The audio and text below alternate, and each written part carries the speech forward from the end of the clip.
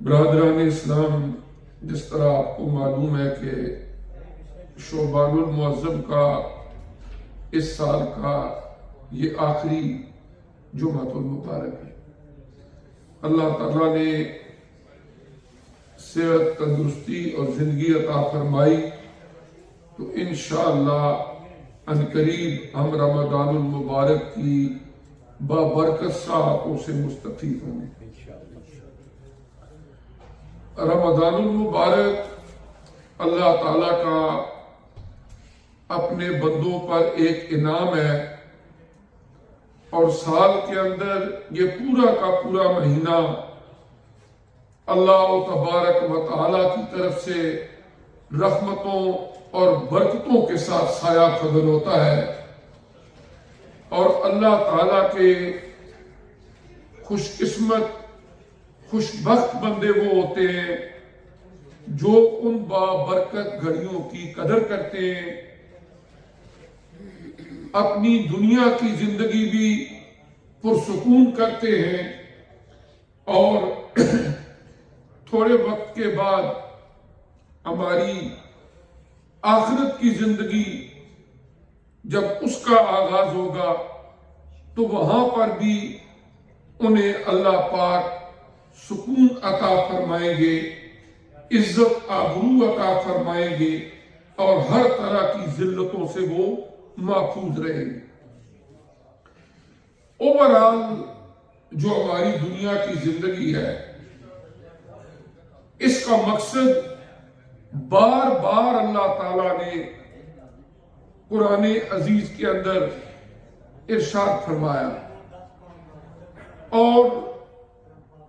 نہ صرف قرآن پاک میں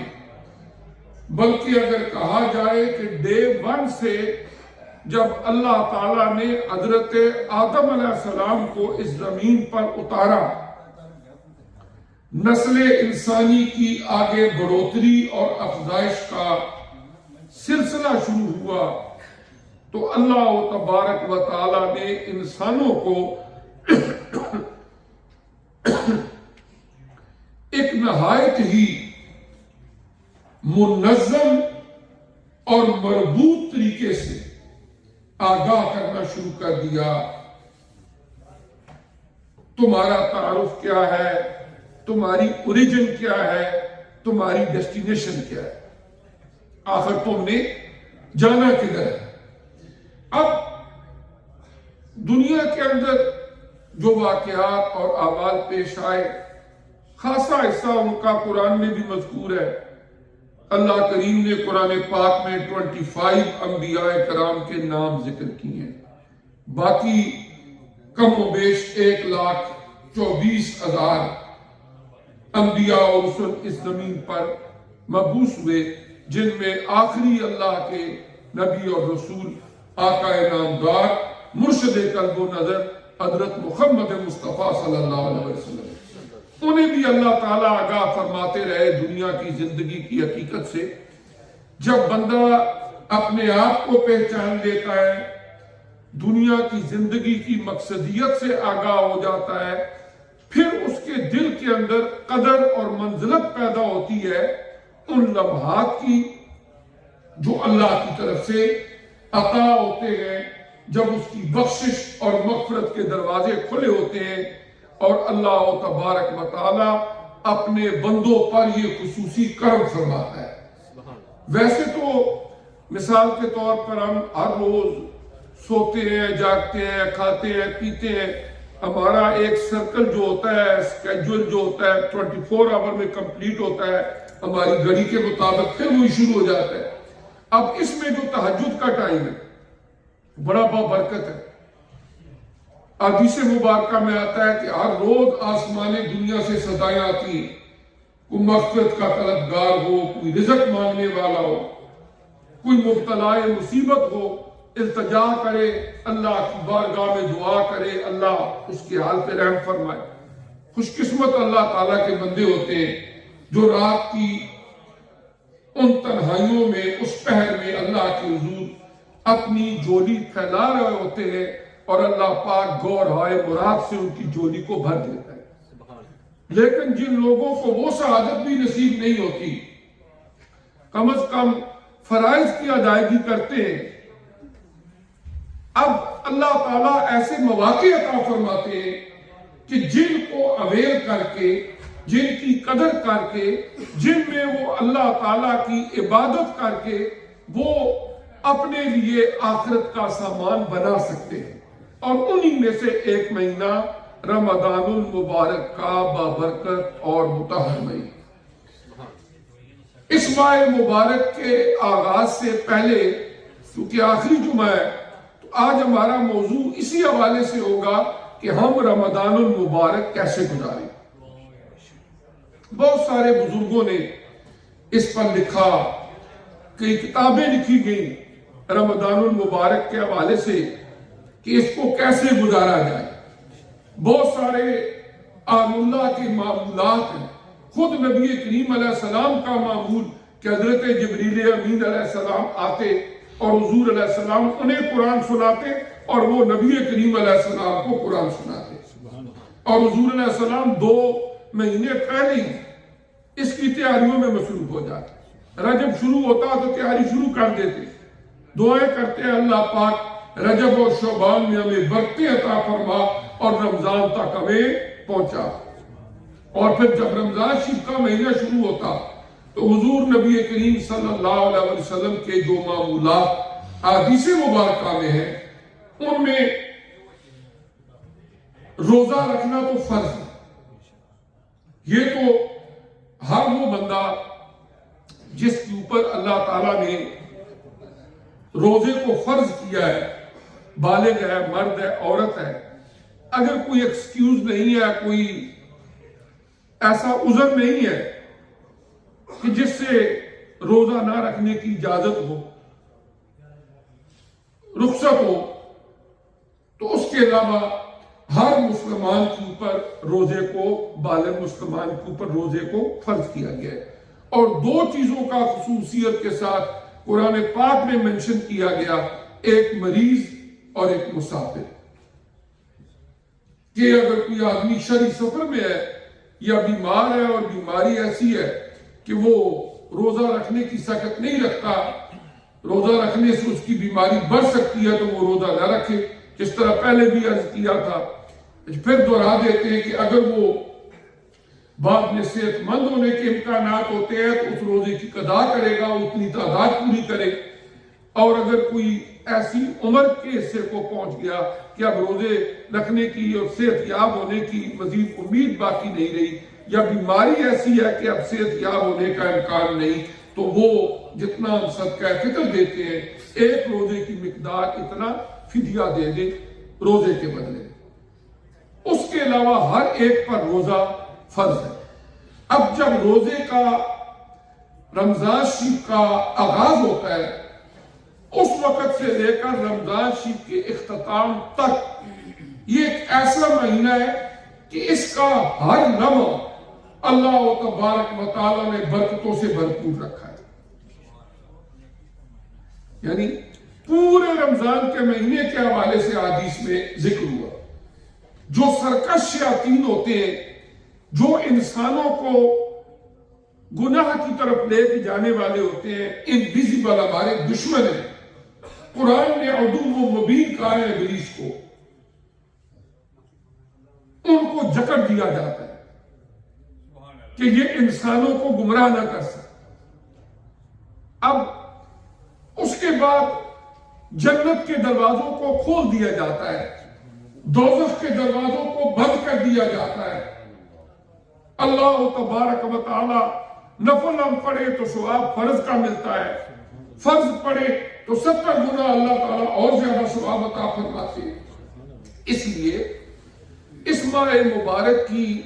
جہاں تک ان برکتوں کا اور فضائل کا تعلق ہے، بہت کم لوگ ہوتے ہیں جن کو علم نہیں ہوتا۔ سوشل میڈیا کا دور ہے، آپ کے پاس میسیجز آتے ہیں، آپ وہ پڑھتے ہیں، سنتے ہیں، اخبارات کے اندر مختلف طرح کے کالمز اور مضامین آتے، معلومات کی کمی بہت کم ہے آج تک۔ تقریباً ہر بندے کو یہ پتہ ہے کہ رمضان شریف کا بابرکت مہینہ ہے، اس کی بڑی فضیلتیں۔ اصل بات یہ ہے کہ صرف علم ہونا یہ ناکافی ہے جب تک کہ بندہ پختہ ارادہ کر کے اس ماہ مبارک سے کماتہ فیضیاب ہونے کے لیے اپنے لیے کوئی لائے عمل نہ تیار کر لے، کوئی ضابطہ کار نہ بنا لے، اور کم از کم اپنی نیت کا قبلہ نہ درست کر لے۔ آپ دیکھیں ہم جتنے کام کاج کرتے ہیں فزیکلی وہ کام معرض وجود میں بعد میں آتا ہے، پہلے ایک آئیڈیا ہوتا ہے، ایک تھاٹ ہوتی ہے، ایک نظریہ ہوتا ہے ہمارے دل و دماغ میں، جب وہ مضبوط ہو جاتا ہے اس کے بعد ہم کیا کرتے ہیں، اٹھتے ہیں اور اس کے مطابق اس پر عمل شروع کر دیتے ہیں۔ آج جمعہ تھا، آپ کو پتا تھا، آپ کا پختہ ارادہ تھا، اللہ نے توفیق دی، تیاری کی، آپ مسجد میں پہنچے۔ جس وقت کام پہ جانا ہوتا ہے آپ انعام لگا کے سوتے ہیں، میں نے اتنے بڑے ڈیوٹی پہ جانا ہے، بندے کو پتا ہوتا ہے، ارادہ کر کے سوتا ہے، اٹھتا ہے، تیار ہوتا ہے، وقت پر اپنے کام کاج کے لیے وہ چلا جاتا ہے۔ اس کے پیچھے جو کار فرما چیز ہوتی ہے وہ بندے کا پختہ ارادہ ہوتا ہے، اور وہ جو مصمم اور پختہ ارادہ آدمی کے دل کے اندر ہوتا ہے اس کو کہا جاتا ہے نیت۔ عقد القلب علی الفعل، کسی کام کو کرنے کے لیے اپنے دل کو مضبوطی کے ساتھ اس پر قائم کر دے کہ میں نے یہ کام کرنا ہے۔ اب دنیا کی زندگی کے بے بھروسہ ہونے پر کسی کو کوئی شک نہیں، لمحہ نہیں گزرتا، کچھ ہو سکتا ہے، نہ جوانی، نہ بڑھاپا، نہ مرد، نہ عورت، نہ بچپن۔ چھوٹے چھوٹے بچوں کی بھی ہم جنازے پڑھتے ہیں، جوانوں کی بھی پڑھتے ہیں، بڑوں کو بھی پڑھتے ہیں۔ شیطانی وساوس میں سے ایک وسوسہ یہ ہوتا ہے، تلبیس ابلیس میں علامہ ابن جوزی نے لکھا ہے کہ وہ بندے کو دھوکے میں رکھتا ہے کہ مرنا برحق سب کچھ، لیکن تیرے دل و دماغ میں جو ایک فہرست بنی ہوئی ہے نا کاموں کی، تو نے یہ کرنا ہے، یہ کرنا ہے، تو ابھی یہ کرے گا تو پھر مرے گا نا، مرنے کے لیے اور تھوڑے، تو نے ابھی نہیں مرنا۔ وہ آدمی کے دل سے اس فکر کو نکال کے وہ اس کو لمبی امیدیں دلا دیتا ہے، جبکہ ایسا نہیں۔ ابھی مجھے خبر ملی، چودھری ابرار صاحب ہمارے خوشحال صاحب جو کوٹلی سے تھے، ان کے نوجوان بیٹے تھے، 34 ایئرز کے، اور ہر جمعہ وہ یہاں آ کے پڑھتے تھے، سیکنڈ جمعے میں وہ آتے تھے، 34 ایئر ان کی ایج تھی، اور ابھی خبر ملی ہے کہ ان کو ہارٹ اٹیک ہوا ہے اور ان کی ڈیتھ ہوئی۔ بالکل نوجوان، خوبصورت، پڑھے لکھے۔ تو اس لیے یہ گمان میں کوئی بندہ نہ رہے، بلکہ جو بزرگان دین ہیں وہ تو ہر دن کو سمجھتے ہیں کہ شاید ہماری زندگی کا آخری دن،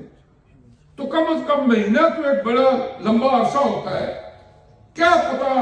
اگلے سال کا رمضان ہم میں سے کس کو ملتا ہے، کس کو نہیں ملتا۔ کتنے لوگ تھے جو پچھلے سال ہمارے ساتھ تھے، آج نہیں، اگلے رمضان میں کون ہوگا کون نہیں ہوگا۔ اس لیے غنیمت جانے اس زندگی کو، اس صحت کو ابھی اللہ تعالیٰ نے اتنی طاقت دی ہوئی ہے کہ اس کی بارگاہ میں سجدہ ریز ہو سکتے ہیں۔ کل وہ وقت بھی آ سکتا ہے کہ ہم سجدہ نہ کر سکتے، کل وہ وقت بھی آ سکتا ہے کہ ہم کما صحت کے ساتھ اس اللہ کی عبادت نہ کر سکیں۔ اس لیے رمضان شریف کا مہینہ قریب ہے، مجھے بھی آپ کو بھی سب سے پہلے اپنی نیت کا، اپنے ارادے کا قبلہ درست کرنا ہے کہ میں نے اس کو کیسے گزارنا ہے۔ اس کے بعد ہر ایک آدمی کا ایک اپنا زندگی کا شیڈول ہے، اس نے کام کاج کی کیا روٹین ہے یا دیگر مصروفیات کیا ہے۔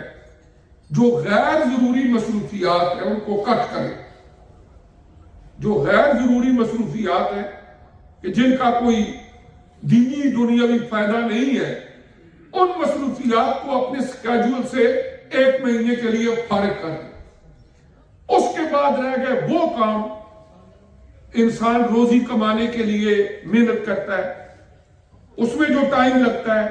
دیگر امور خانہ داری یا جو کام ہمارے ضروری ہوتے ہیں وہ، اس کے علاوہ جتنا ٹائم ہمارے پاس بچتا ہے اس میں چند ایک چیزوں کا آپ معمول بنائیں، اور انشاءاللہ دعا یہ کریں کہ رمضان شریف کا یہ مہینہ ہم سب کے لیے ایسا گزرے کہ جب یہ مہینہ ختم ہو اللہ پاک ہمارے گناہ معاف کرے۔ اس کے بعد جب ہم رمضان کے بعد زندگی شروع کریں تو اللہ پاک ہمیں استقامت کے ساتھ زہد و تقوی والی زندگی نصیب فرمائے۔ اگر یہ نہ کر سکے تو اس کا مطلب یہ ہوا کہ ایک طرف تو اللہ کی رحمتوں کی برسات ہو رہی ہے لیکن ہم اس سے کچھ حاصل نہ کر سکے۔ بعض اوقات یہاں پر باہر موسلادھار بارش ہو رہی ہوتی ہے، آپ اپنے گارڈن میں جائیں، کچن سے ایک گلاس لیں اور وہاں پر کوئی ٹائل لگی ہوئی ہو، سخت موسلادھار بارش میں آپ اس گلاس کو الٹا کر کے وہاں رکھیں، 2 گھنٹے بارش ہوتی رہے، پھر جا کے دیکھنا اس میں کتنا پانی ہے، نتھنگ۔ اور اگر اس کا منہ سیدھا کر کے رکھ لو گے، صرف ڈرزلنگ ہوگی، صرف بوندا باندی ہوگی، تو پھر بھی کوئی نہ کوئی قطرے اس میں آ جائیں گے۔ تو پہلی چیز یہ ہوتی ہے کہ ہمارے قلب، ہمارے دل کا منہ سیدھا ہونا چاہیے، ہمارے اندر یہ خواہش، یہ طلب، یہ انابت ہونی چاہیے کہ جب رمضان کے مہینے میں اللہ کی رحمتیں نازل ہوں تو میری جھولی کھلی ہو کہ اس میں کوئی نہ کوئی قطرہ آ جائے۔ اور اگر ہم اپنے جھولی کو الٹا کر کے رکھیں، ہماری خواہش ہی نہ ہو کہ ہم نے اس رمضان کے مہینے کے اندر کوئی اللہ تعالیٰ کی رحمتوں سے فیضیاب ہونا ہے، تو اللہ تبارک و تعالیٰ اس کا کرم بے حساب ہے، لیکن ملتا ان کو ہے جو طلب رکھتے ہیں۔ قرآن کتاب ہدایت ہے، لیکن قرآن کیا فرماتا ہے؟ الف لام میم ذالک الکتاب لا ریب فیہ، یہ وہ کتاب ہے جس میں کوئی شک نہیں، ھدی للمتقین، ہدایت کس کے لیے ہے؟ متقین کے لیے۔ ہدایت تو سارے جہانوں کے لیے ہے، لیکن عملی طور پر ہدایت کا حصول وہ لوگ کرتے ہیں جنہیں اللہ تبارک و تعالی ہدایت دیتے ہیں، تقوی عطا فرماتے ہیں، پرہیزگاری عطا فرماتے ہیں۔ اور تقوی اور پرہیزگاری کیا ہوتی ہے؟ کہ بندے کا دل اتنا نرم ہو جائے کہ نیکی کو اپنے اندر ابزارب کرے، جذب کرے، نیکی کی طرف رجحان بڑھ جائے اور گناہ سے انسان کو نفرت ہو جائے۔ یہ جذبہ جب دل میں پیدا ہو جائے تو اس کو کہا جاتا ہے تقوی، خشیت، للہیت، پرہیزگاری، اللہ کا خوف، جو مرضی اس کو آپ نام لے لیں، اسی حقیقت کی ساری تعبیریں ہیں۔ اب رمضان المبارک کے اندر جب نوافل پڑھنے کا وقت ہو، مثال کے طور پر سحری کے وقت، ہم میں سے ہر ایک نے اٹھنا ہے، ہر آدمی نے اٹھنا ہے سحری کھانے کے لیے۔ اگر آپ 10 سے 15 منٹ جلدی اٹھ جائیں، جو الارم آپ نے کھانے پینے کے لیے لگانا ہے کہ مجھے 20 منٹ چاہیے یا مجھے ہاف این آور چاہیے کہ میں سحری کر لوں، اس سے 10-15 منٹ اس میں اضافہ کر لیں۔ پہلے اٹھیں، فریش ہو، وضو کریں، وضو کر کے اگر ہو سکے تو 8 رکعت نوافل پڑھ لیں، اگر ٹائم کم ہو تو کچھ کم بھی پڑھ لیں، 6 پڑھ لیں، 4 پڑھ لیں۔ حضور علیہ السلام کا ارشاد گرامی ہے کہ الرکعتین فی جوف اللیل افضل من الدنیا وما فیہا، رات کے اس حصے کے پڑے ہوئے 2 نفل یہ ساری دنیا اور اس دنیا کی ساری نعمتوں سے افضل ہے۔ اگر کوئی بندہ قدر کرے تو دنیا کی جتنی نعمتیں آپ کو نظر آتی ہیں، سونا، چاندی، پھل، اناج، دنیا کے اندر ساری دولتیں، بینک بیلنس، آقا علیہ السلام فرماتے ہیں 2 رکعتیں جس کو جوف اللیل میں، رات کی اس تنہائی میں نصیب ہو جائیں، دنیا اور ما فیہا سے وہ بہتر ہے. اور ایک مہینہ پورا اگر ہم اپنا یہ معمول رکھیں کہ رمضان المبارک کے مہینے کے اندر ہم نے سحری کے لیے جب اٹھنا ہے تو تھوڑا جلدی اٹھنا ہے، تہجد کے نوافل پڑھنے ہیں، وہ قبولیت وقت کا دعا، قبولیت دعا کا وقت ہے. قرآن پاک میں اللہ تعالیٰ نے اپنے نیک برگزیدہ بندوں کی ایک صفت یہ بیان فرمائی ہے کہ وہ سحری کے وقت اٹھ کے اللہ کی بارگاہ میں استغفار کرتے ہیں. قرآن میں اللہ کے اولو العزم بندوں کا ایک وصف بیان ہوا کہ وہ سحری کے وقت اٹھ کے استغفار کرتے ہیں. اس وقت جو آپ نوافل پڑھیں، اگر آپ کی دینی دنیاوی کوئی حاجت ہے، ان تہجد کے نوافل کو 2 رکعت نفل حاجت پڑھ لیں، 2 رکعت نفل توبہ پڑھ لیں، اس کے علاوہ نوافل ادا کر لیں. جو آپ حاجت اپنے ذہن و دل میں رکھیں گے اللہ بہتر جانتا ہے. اپنے سارے گناہوں کی ایک گٹھڑی بنا کے سمجھے کہ میرے سر پر ہے، وہ نفل پڑھتے ہوئے یہ التجا کرے دل میں اللہ ان گناہوں کو معاف کر دے، اور اللہ تبارک و تعالیٰ اس پر قادر ہے وہ گناہ معاف کر دے. ایک تو ہم اگر اپنا اتنا سا معمول رمضان میں بنا لیں تو کیا پتا جب رمضان کا مہینہ گزرے تو اللہ اس کو ہماری عادت ہی بنا دے. ابھی تو ہم نے اٹھنا ہی اٹھنا ہے سحری کھانے کے لیے، تو ساتھ وہی چند نوافل بھی پڑھ لیں گے، تو پھر جب رمضان گزر جائے گا تو آخر 30 ڈیز جب 29 یا 30 ڈیز گزرتے ہیں تو یقینی طور پر بندے کا ایک معمول تو بن جاتا ہے. اس وقت ایک جھٹکا تو ضرور لگتا ہے کہ سحری کا وقت ہو گیا، لیکن بندہ سوچتا ہے نہیں رمضان گزر گیا، چلو انشاءاللہ فجر کی نماز کے لیے اٹھیں گے. تو ایک دوسری بات، دیگر جو نوافل کے ٹائم ہوتے ہیں مغرب کے بعد اگر وقت ہے تو اوابین کے نوافل ہیں. اگر آپ سو بھی گئے سحری کے بعد یا جو بھی معمول ہے وقت ملے تو اشراق یا چاشت کے نوافل ہیں، کیونکہ فرضوں جتنا ثواب اللہ تعالیٰ عطا فرماتے ہیں. روزہ تو فرض ہے، وہ تو جس پر فرض ہے اس نے رکھنا ہی رکھنا ہے، لیکن اس کے علاوہ ان نوافل کا اہتمام ہم اپنی زندگی کا ایک حصہ بنا لیں. نمبر 2، قرآن پاک کو ایک بڑی خاص نسبت ہے رمضان المبارک کے ساتھ. ایک نسبت تو یہ ہے کہ قرآن پاک میں اللہ پاک نے فرمایا اِنَّا أَنزَلْنَاهُ فِي لَيْلَةِ الْقَدْرِ،